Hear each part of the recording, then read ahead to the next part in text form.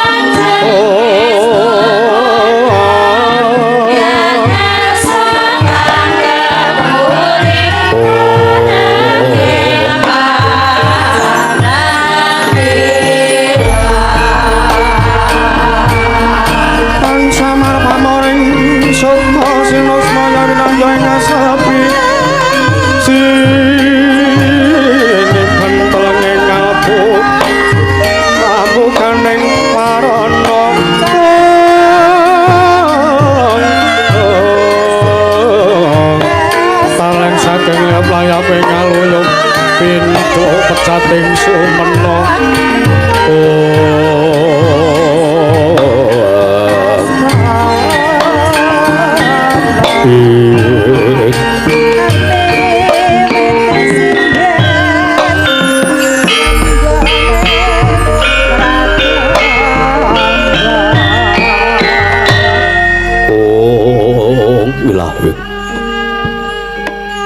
Ilahi awigna masuk promosidem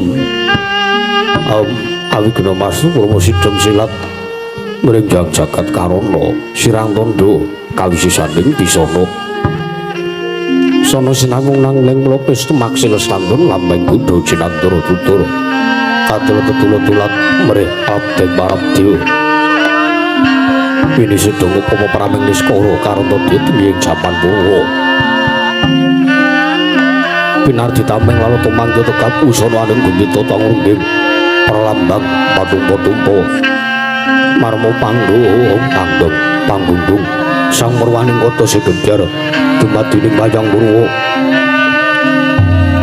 purwakaning kondo pinarik runtuting basa dongeng kunung musurasa yelinara saya karaos mulat jaru angrasa mandi uruhing diri rasa mongsang rumang sandi pindhane kadut jalma ingkang angiru kaca jarwe wis linakup caing carita becik wis kagelar jroning pakliran njogo jatra mirsani pagelaran inggih Purwa Surya Candra Ndaru yang kartuka wis ngreba kodrat ing kawasa sahari ratri pangitri bawana prateking tuk sina gilir kemanggi temadati wetanganing dina sasi marsi windu kangsar papat tetulan tangkar tumangkar toya sinram bontaya jalpati ngerbiyat atau padang itu ketualang atau keburwono yang beronto ya tanda beranatan mewicalan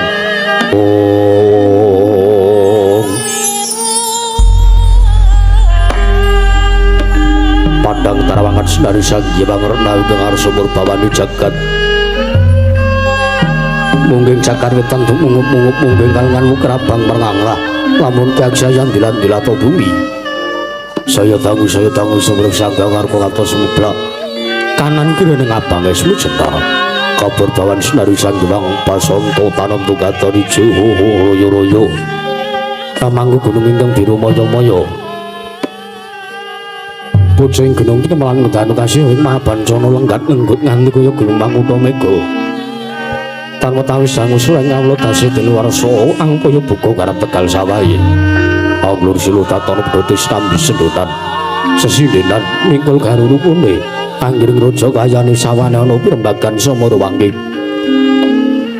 sanggang arko saya tahu saya ingin katon melok sinar jagat gunung ingin ngeblak papat lor kidul etan kang bulut sinar jagat kang samya boyoto rebut rebut kekuwung perantiring manggedatan wonten ingkang amadaning kekuwung ing praja negari ing Amarta ya negari Indraprasta ya negari Merentani ya negaring cinta kapura ya negaring batana kawarsa apan jar kena pambukan kondo saora dring mangke krana negaring amarta dumati saking pulo-pulo bebanjaran sinasapan loro binawi trabe baik samudra binang laut tanpa wakut pekating paningal kapangka uruting Cakrawala pane-pane jagring wisih samene keping jurang kepung go serung karo sesing peksilawet yang sarang burung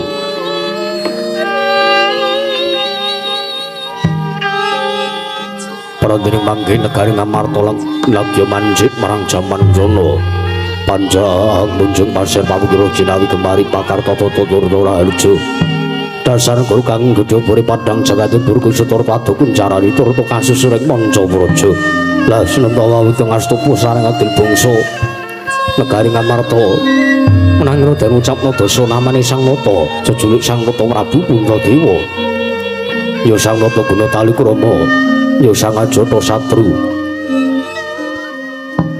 ya sada dija kanggo ya Prabu Yudhistira ya Prabu Puntadewa ya Prabu Darma Wangsa ya Prabu Darma Putra nalendra wakuning bumi ingkang anggun jejekaken katamari sak jega lenggang madaring Damarcana Sribu sadering para kadang ingkang sampun katon kagelam bergagayah prayit nanggewa munggo panenggaing Pandhawa satring tunggal paning jadi pati ning Sang Raden dari Werkudara Sinepa ora gelem Pandhawa satring sawet jajar tim bumira tawu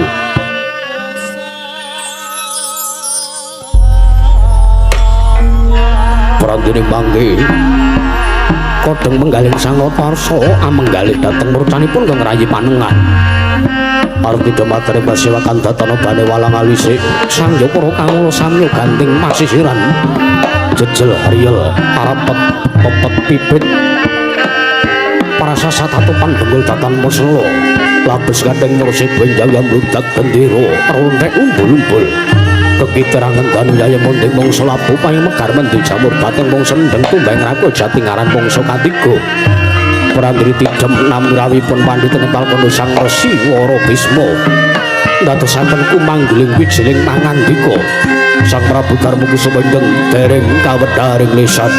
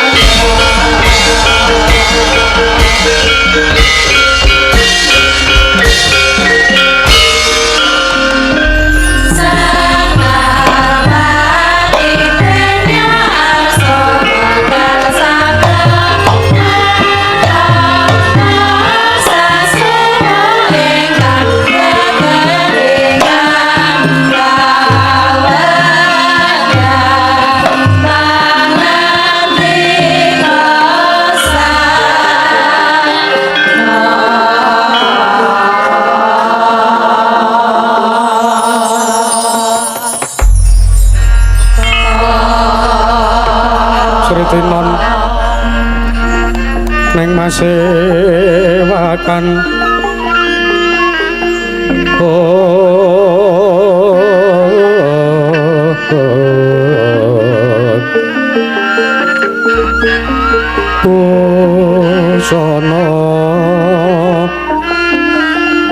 busana sutra kang maneka warna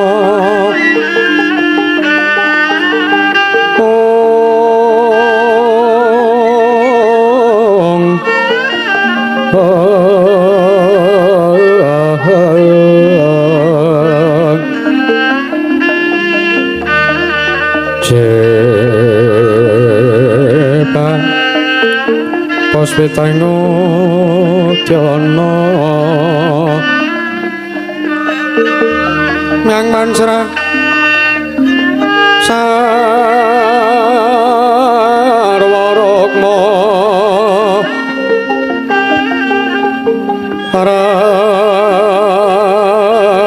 Ranggeng Manik Ora Narawata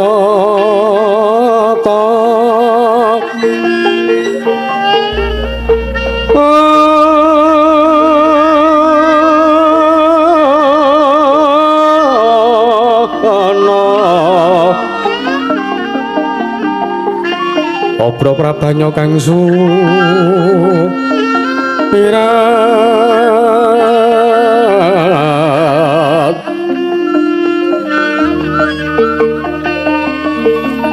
kenyaring beca kaliwaran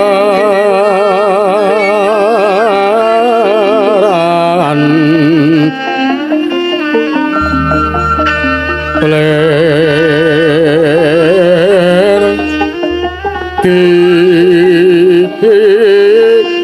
sisireng kapet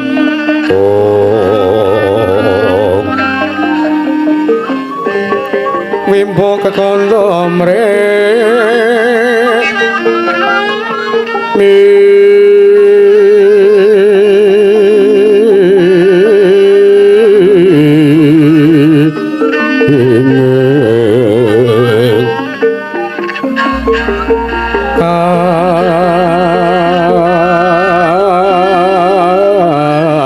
tiupeng maroto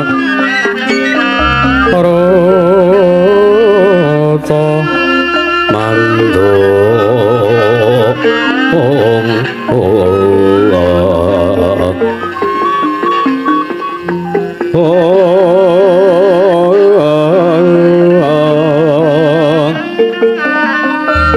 separan kang mangambara kongas ngepeke jero pasewakan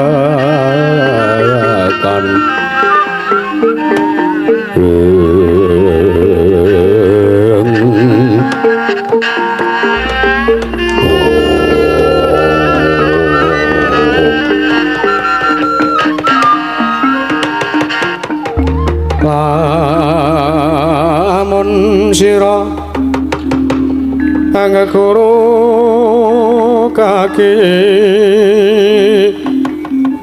pamilya manungsa kang nyata ingkang becik martabate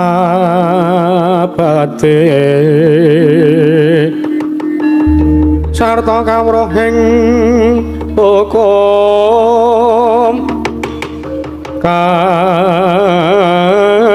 ibadah rangi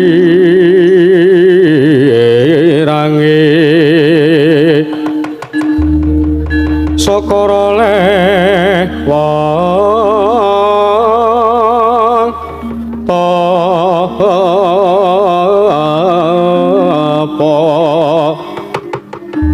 ingkang wis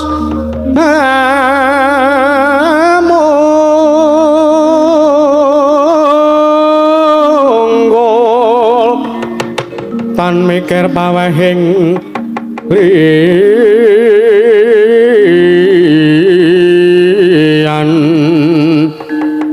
iku pantes kuranana Saki sartane kawruhana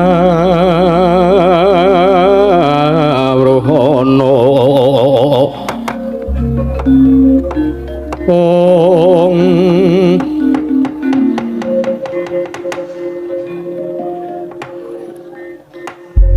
Niwang Sukmana mangadilindungi Niwang Agung Mugya ngayomana marang para janegara ing Indraprastha saisinipun nun mangke Kanjeng Hyang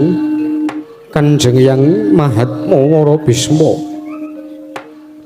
sarawuh paduka Kanjeng Hyang Ketalkanda rawuh wonten Datulaya Praja Nagari ing Amarta Kanjeng Hyang nadan keng wayah pun Puntadewa inggih keng wayah pun Darmakusuma ngaturaken pambagya harja saha asung masegan panakrami mugia kunjuk wonten ngarsa paduka Kanjeng Hyang ing Ketalkanda Kanjeng Hyang Mahatma Sriwara Bisma Kanjeng Hyang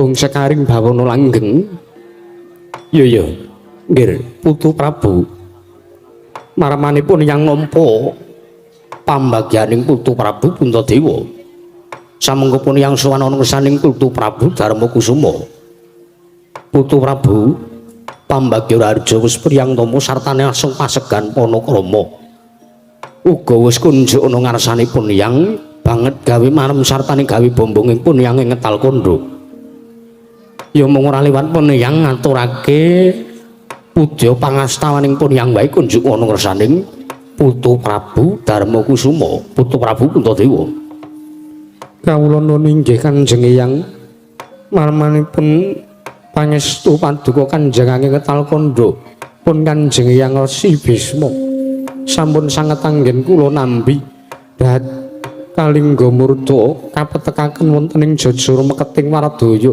ndadosaken daya tumrap gesangipun ingkang wayah punta Kanjeng Hyang Ketalkanda wah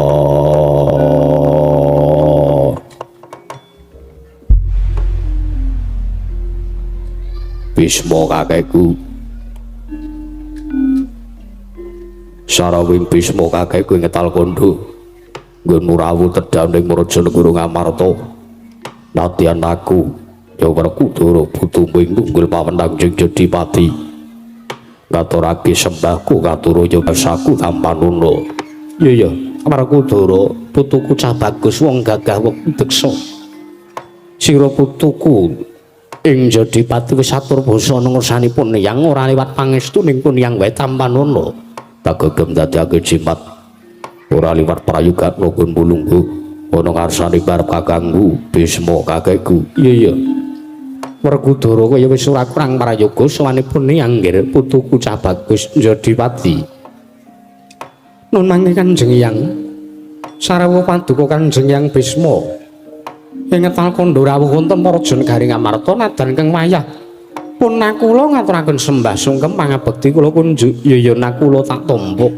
ora liwat pangestuning pun yang ing Ketalkanda wae tampanana nun inggih sampun sanget anggen kawula pundi mugi kaprayogan lenggah paduka Kanjeng Hyang Resiwara Bisma kaya wis ora kurang prayoga inggih putuku pinten ya nakula nun mangke Kanjeng Hyang nadan ingkang wayah pun sadewa inggih ingkang wayah ing bumi Retalun ngaturaken sembah sungkem pangabekti kula kunjuk wonten ngarsa paduka Kanjeng Hyang Bisma ing Ketalkanda Hyang ya sadewa putuku cah bagus atur bekti ana ngersanipun Hyang ragil tak tampa ora liwat pangestunipun Hyang kunjuk ana ngersanmu ragil sadewa sampun sanget anggen kawula pundi sasampunipun lenggah ingkang langkung prayogi aso kang dadi napas asat kang dadi riwi nuwun mangke Kanjeng Hyang mboten kateges kula badhe kumawantun matur cumantaka matur kunjuk ngersanipun Kanjeng Hyang Wara Bisma ing Ketalkanda namung keparenga sak mangke kula midhanget menapa ingkang dados sabdutama dawuh pangandika paduka Kanjeng Hyang Bisma nggih nyorawuh wonten Praja Nagari Ngamarta sajak semunipun anggembol wigatos pramila sak mangke gandeng sadaya sampun satata keparenga kula arsa midhanget menapa ingkang dados dawuh paduka Kanjeng Eyang Bisma ing ngetal kandha Kanjeng Eyang. Oh manglang ramyan ingkang diya lir Hyang Candra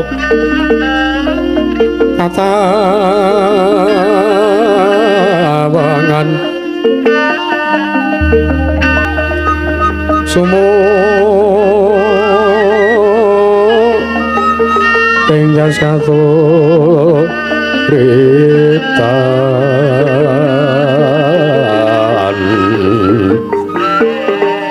lemot kapyarsaning rujit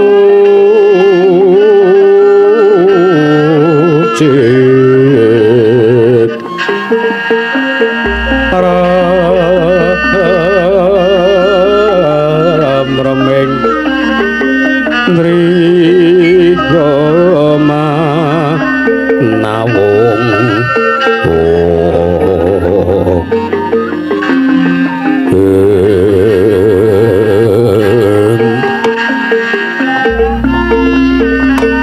ini wangagung kayomun marang Rajanegara saisine ora mengko dhisik Putu Prabu Puntadewa kabeh atur lancangipun yang ingkang sakmengko bakal tak konjaken ngursaning Putu Prabu Darmakusuma mugi bisa kaleburna kabeh kaluputanipun yang kabuncang ing samudra sakmengko pun yang bakal maturapa anane sartanipun yang ora karep ninggalake Subasita nggonku matur ngursaning Putu Prabu Puntadewa mboten dadosaken sawijining perkawis Kanjeng Eyang. Ya. Sing sepisan sowanipun yang iki tetinju marang kararjane Putu Prabu Darmakusuma. Sakadang Pandhawa ya putu-putuku para Pandhawa Ngamarta. Ping pindhone sowanipun yang iki ora kok saka karep pribadi nanging ana ingkang nuntun. Wondene sapa ingkang nuntun sowanipun yang kinamraptaning Rajanegara Ngamarta ora liya kejaba ya mung Sasmita ingkang wis tak tampa nggih.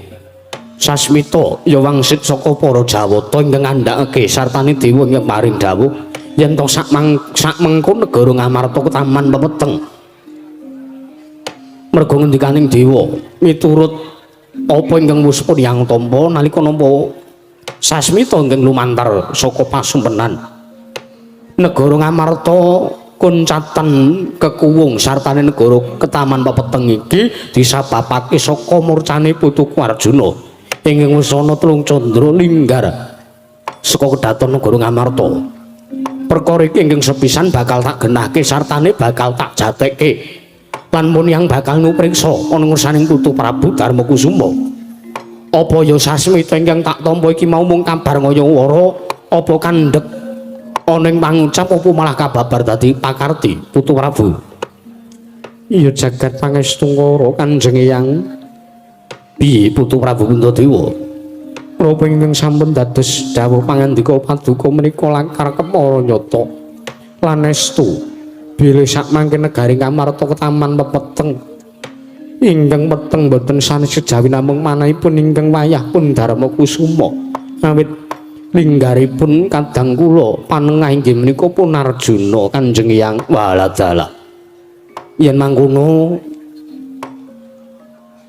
ora sisip pangandikane dewa ingkang puspun yang tampa iki mau kang babar dadi kasunyatan inggih pangestu paduka kados mekaten. Ya lah saiki ngene pun yang arep matur nursaning Putu Prabu Darmakusuma kejaba dewa paring dawuh yen to negara Ngamarta ketaman peteng ingkang disababake saka linggare putuku si panengah. Dewa uga paring dawuh nursanipun ing ngetal kandha yen to pun yang dadi utusaning dewa kinen murungake perang gedhe Bratayuda Jaya Pinangun. Wondene apa to kang dadi sababe teka dewa murungake perang gedhe Bratayuda Jaya Pinangun merga sepisan perang kuwi ingkang nglakoni Pandhawa lan Kurawa besuke. Kamangka Pandhawa lan Kurawa kuwi padha-padha tras Barata, trahing Barata. Turas saka Prabu Barata duk nalika semana. Pandhawa lan Kurawa kuwi trah saptawarga. Dewa duweni rasa pangrasa sartane dewa nglenggana yen to ngasih pranggedhe Bratayuda kelakon ditindakake dening putu-putuku Kurawa lan Pandhawa. Iki mengko rawuh ngomong bakal nuwuhake pepati sartane ngilangke rasa kamanungsan. Mergo kepiye-kepiye ya nggih. Sing jeneng pabaratan ya paprangan kuwi ora ana kok jeneng rasa welas asih. Anane ning jeneng pabaratan kuwi mung mukti apa mati, menang apa kalah. Kamong yen to Pandhawa kelakon ngalahke Kurawa utawa kosok baleni. Sing dikukup kuwi apa kejaba mung negara suwung. Yen to Kurawa menang, Kurawa ngukup negara Ngamarta ingkang wis komplang tanpa ana kawulane, mergo kawulane padha melu perang Bratayuda kabeh. Yen to Pandhawa menang, Pandhawa bakal ngukup negara Ngastina ingkang wis suwung lan ora ana kahanan apa-apa ingkang ditemoni ning praja negara Ngastina yen to Pandhawa menang. Mula kang saka kuwi dewa paring pepalih yen to sakmengko perang gedhe Bratayuda kudu diwurungake wonten ing dadi lantaran wurunging perang Bratayuda sartane timbuling putuku Si Arjuna kudu diseranani orong perkara ya kenging sepisan. Pandhawa kudu prapta ning praja negara Ngastina kinarya nindakake tapak asta. Tapak asta iki mau kinarya bukti sartane kinarya pratandha yen to negara Ngamarta ya ngendha prasta sakwutuhe dipasrahke nang panguwasaning para Sata Kurawa ping pindhone. Kinarya timbule putuku panengah Pandhawa ya kuwi Si Arjuna. Pandhawa utamane Puntadewa ya putuku Ngamarta kudu masrahke wujuding pustaka Jamus Hyang Jimat Kalimasada. Lah banjur wujuding pustaka iki mau bakal digawe srana kepiye miturut ngendikaning dhewe sing tak tampa lho nggih. Pustaka Jamus Hyang Jimat Kalimasada kudu disirnakake. Wujuding pustaka kedah pun sirnakaken ya. Najan to wujuding pustaka Jamus Hyang Jimat Kalimasada kuwi pusaka kadewatan. Pusaka kuwi uga dewa sing maringi nanging uga dadi keparengi dewa. Wujuding pustaka Jamus Hyang Jimat Kalimasada kudu disirnakake. Mula kang saka kuwi ananipun Hyang pratoning praja negara Ngamarta kejaba ngandhake perkara iki mau pun Hyang bakal nyuwun sartanipun Hyang bakal njaluk wujuding pustaka Jamus Hyang Jimat Kalimasada gagi. Yang bakal mboyong oning praja negara Ngastina sakmengko bakal nebur dening para Sata Kurawa kinarya pratandha lan srana ingkang ditempuh supayane putuku panengah Pandhawa bisa timbul sartane bisa bali kaya wingi-wingi mapan ing praja negara Ngamarta putu Prabu Puntadewa. Ya jagat pangestungkara Kanjeng Hyang putu Prabu wi sedaya lepat kula diagung panyaksami mboten kateges kula menika badhe anggondali dhateng wujuding pustaka. Yo nanging gandeng Pandhawa menika nadan cacahipun gangsal nanging kedah tetarosan yo prayogane mangkono. Nadan tengking dadi nalindra ning praja negara Ngamarta kuwi putu Prabu Puntadewa nanging prayogane tarena karo adi-adimu. Inggih. Bratasena Werkudara warga kagem apa? Kepiye yen to wujuding pustaka dipasrahake ngersane Kanjeng Hyang? Banjur sakmengko wujuding pustaka Jamus Hyang Jimat Kalimasada bakal disirnakake kinarya srana timbule kadangmu panengah. Wah. Barep Bloko Suta rasah wigiringa-ringa gege mangsane gelah wancine pustaka Jamus Hyang Jimat Kalimasada pasrahna kersane Bisma kakekku. Bisa apa bakal ketemu sartane lungane Arjuna yen toran gage diseranani mangkono ya yen mangkono siap dimasrahke tak pasrahke aku rawel sartane aku ranggondali yen pustaka bakal disirnake.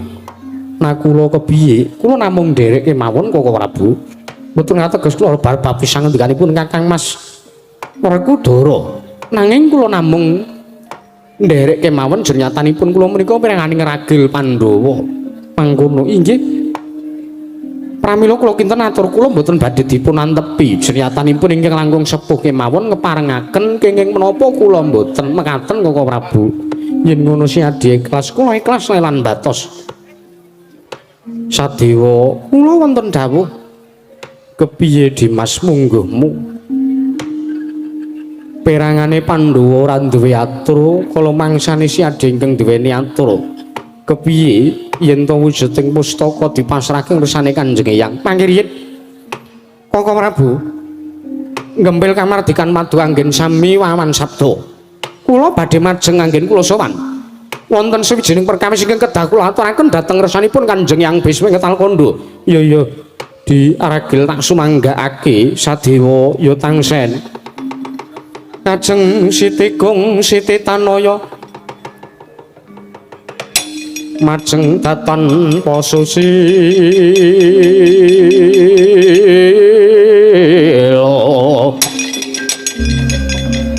mijel dukanira sang Narpati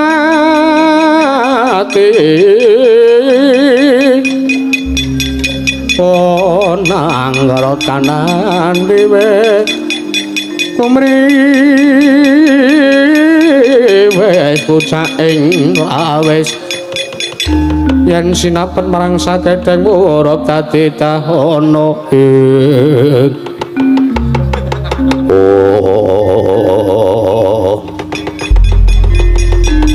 nuwun sewu Kanjeng Hyang Bisma kula ngaturaken sembah sungkem mangabekti kula kunjuk iya tangsen ora pangling ragel ingkang maju sajak arep duweni atur ngersane yangmu ing Tal Kondo iya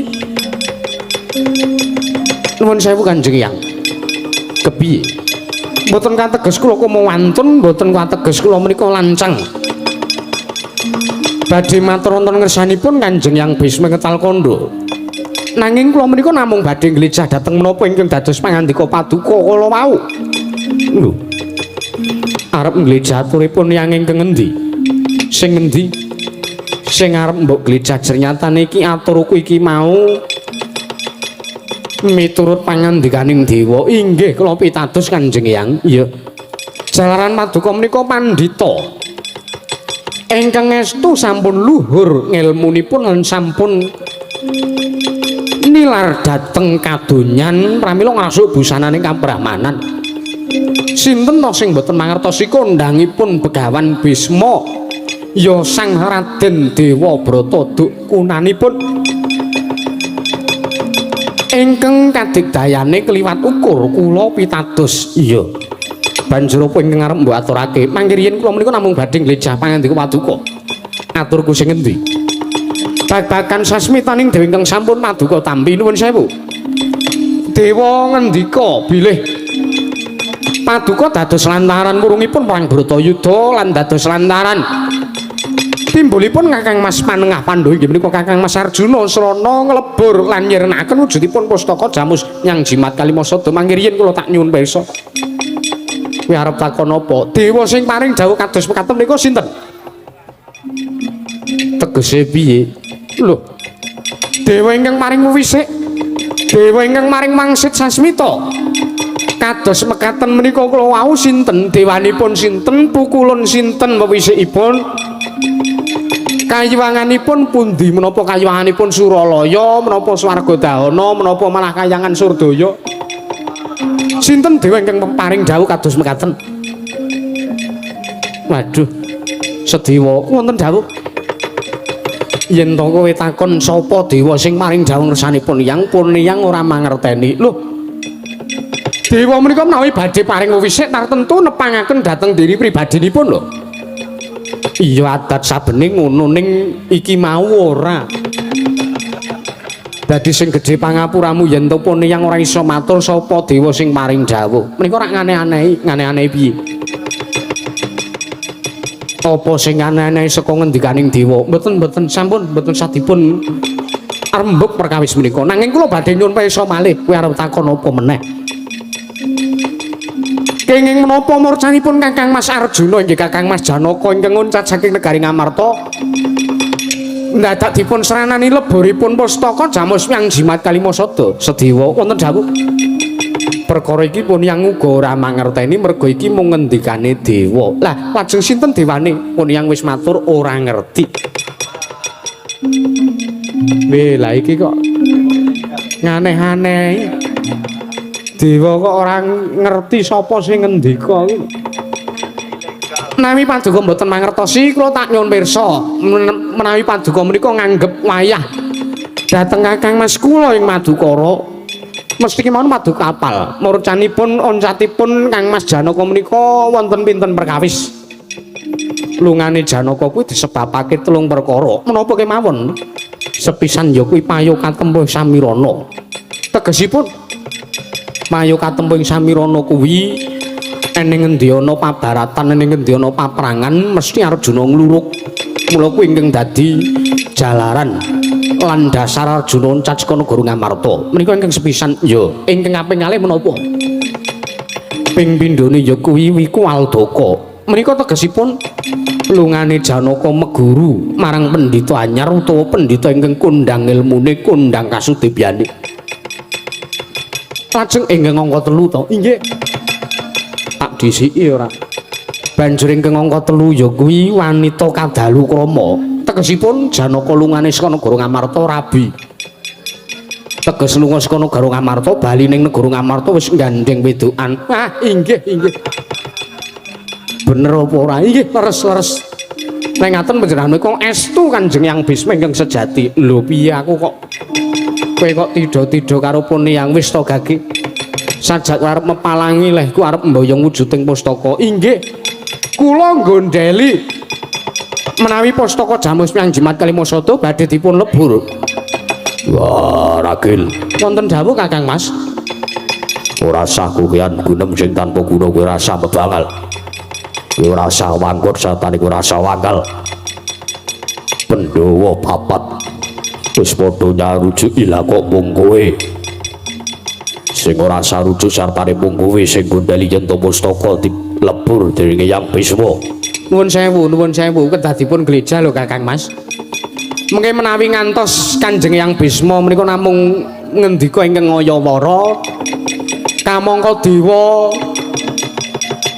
mboten maring sasmita estu engko gek mung ngimpi engko gek le jerone impenipun Yang Bisma menika namung demit mampir kamangka pustaka Jamus Myang Jimat Kalimasada pun kelakon dilebur sinten sing kapitunan menawi mboten para Pandhawa cerewet wah gage kowe menengo ora meneng sampar mengki riyen Kakang Mas dereng rampit anggen kula matur sak pejagung kalane Yang Bisma menawi sampun rampit kula tak meneng kula tak mendel Kanjeng Yang Sedewa piye kula badhe nyuwun pirsa malih arep takon apa meneh kok panjenengan menika rak Brahmana to iya dasar kepara nyata Brahmana menika wonten 8 cacahipun tegese piye wonten 8 perkawis lan kapérang dados 8 werna derajating Brahmana menika miturutmu mangkono inggih nanging saderengipun kula tak nyuwun pirsa miturut paduka Kanjeng Yang kados pundi miturutku ya ana 8 lah 8 menika napa kemawon waduh Sedewa wonten dawuh yen to putuku takon 8 perkaraning pendhita apa wae pun yang ora iso njabarake lho sebabipun mergo perkara ingkang njlentrehake perkara kuwi mau kasrat ana ing kitab menapa kitab Weda Permana Suci ingkang mapan ana ing pertapan Ngetal Kanda lah diasta napa mboten pangestumu wis ilang oh lah panjenengan menika gage jlentrehe piye mbok menawa kowe isih kelingan mbok menawa padha kelawan napa kang dadi miturutipun Yang menawi miturutipun Sedewa pendhita menika kapérang dados 8 perkawis ingkang sepisan inggih menika Niladi Buja Kirana Mrak Kecancang Karang Drana Genthong Umes Mara Santun Jali Aji Bermana Jali menika 8 perkawis menawi miturut paduka menika napa sanes ya bener kuwi ya bener kok gek ming melu-melu ora ya pancen kuwi menawi pancen estu menika panjenengan pirsa napa mboten jlentrehipun werdi siji-sijine perangane pendhita menika kula wau. Lah aku rak wis omong bukune keri. Malah aku arep takon karo kowe. Niladi werdine apa? Niladi menika nadan isih nom. Nanging piyambakipun sampun madeg brahmana. Nilar marang busana kasatriyan utawi kanalindran tumuli ngrasuk busana kabrahmanan. Buja Kirana menika seneng lagu prihatin. Piyambakipun seneng lampah tapa brata. Teges anggenipun mendhita menika mboten kok mendhita mejangaken ilmu dhateng sak pepadane. Nanging mendhita menika namung kinarya srana gesangipun piyambak supados langkung pana dhateng kawontenanipun jagat. Merak kecancang menika tegesipun pendhita menika geleme temandang yen to dipunjung gula teh karo siswane ya cantrike ya murite. Karang Drona menika tegesipun pendhita menika ingkang mejangaken ilmu menika pikantuk daya saking roh halus utawi kodam utawi saged dipun wastani pendhita prewangan ngono iki banjur genthong umes tegese pendhita ingkang namung ngayawara ketane wejangane dagik-dagik bul mung kosong pindhane kadya genthong ingkang boten wonten toyanipun menika genthong umes banjur mara santun menika sing diwulang mung sing ditresnani teges mbancinde mbancilatan. Contone apa? Contone sing diwulang mung sing rupane bagus utawa sing rupane ayu. Nek sing rupane ndower ndobleh menika mboten dipun wulang. Menika pendhita mara santun. Jali aji menika tegesipun seneng kulak kono adol kene kulak kene adol kono tegesipun pendhita ingkang cangkeme elek.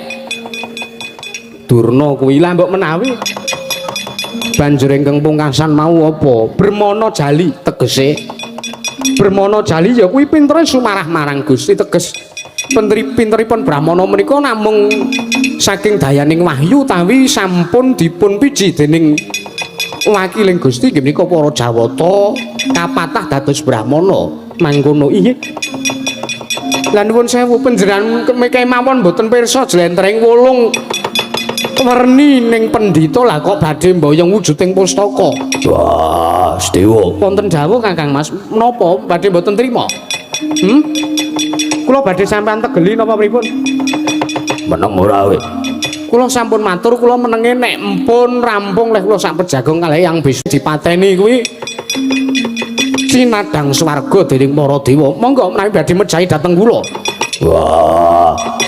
Bisma kakek ora sah dirungokke sing dadi ature Sedewa. Mengko dhisik Werkudara tak kira pancen ature Sedewa kuwi bener. Lah nika sing kawogan wae nganggep atur kula leres kok panjenengan nglupotaken dhateng aturipun ingkang rayipun ragil. Bener sebabe apa? Oh sik bener kuwi tegese bener-bener Sedewa kuwi kudu kon mingkem.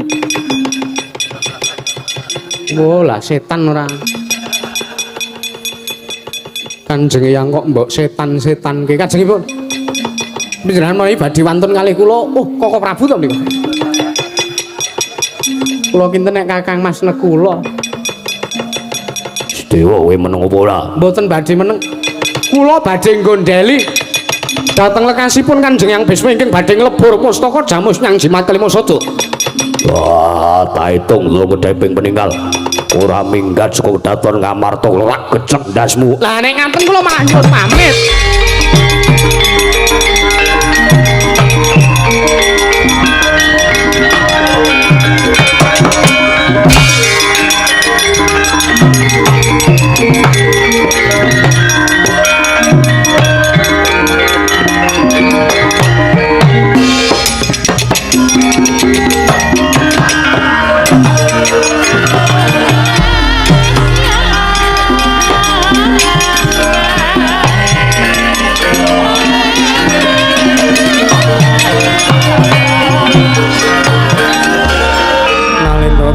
Sing sang katriku mulung mangroma ing wadya Kartakura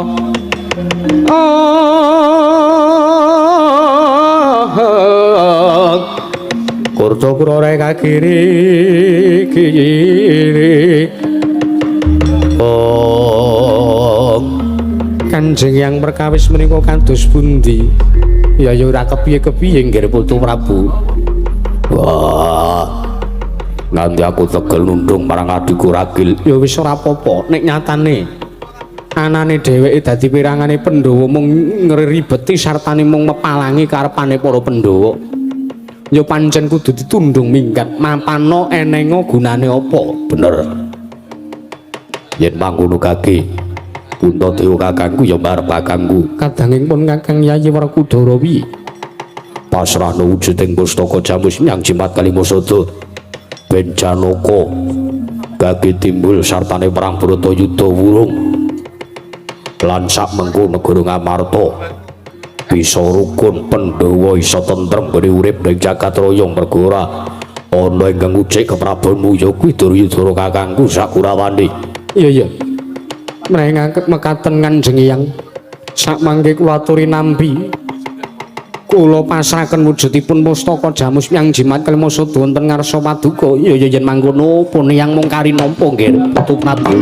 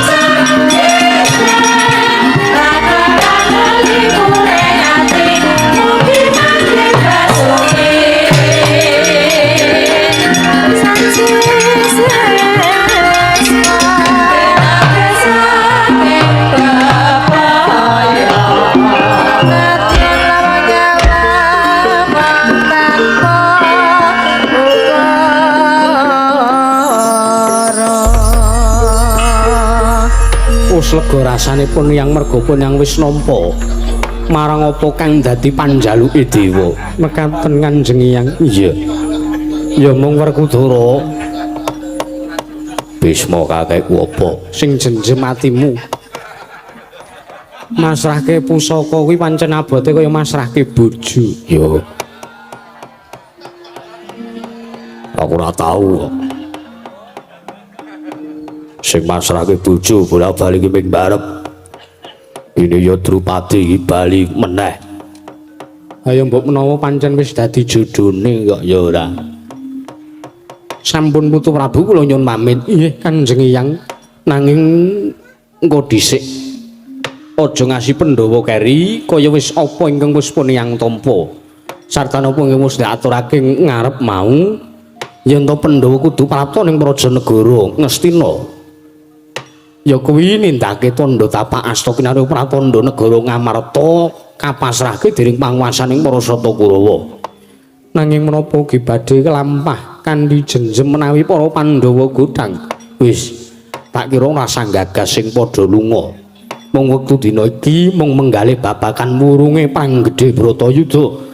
Sartane srana iki ditempuh kinarya timbling Putuku Si Arjuna. Mekaten Kanjeng Hyang. Ya, yen mangkono tak jaluk pun yang ngenteni ning alun-alun negara Ngamarta merga tak kira si Sedewa iki mau ora narimake banjur utusan Wadyabala mbok menawa lho. Mekaten Kanjeng Hyang. Ya. Nek ngaten prastawa dawuh Paduka kula nderekaken tindak jengkar Paduka lajeng sakmangke para Pandhawa ingkang badhe sumusul tindahipun Paduka Kanjeng Hyang tumuju wonten para Negari Ngastina. Kanjeng Hyang Purna Gatring mananggilan Arsana tukun berang daton jeruk saking damar corok napir gambaran gading ngandharaken sang janing peromban Jedi manggung tanggung Joko Paloro ingkang samya ngambil pancaning Prabot kaya saking mandur tindak nyosang Sri Naranata lamun Cinandra yayah dewa kairing widodara widodari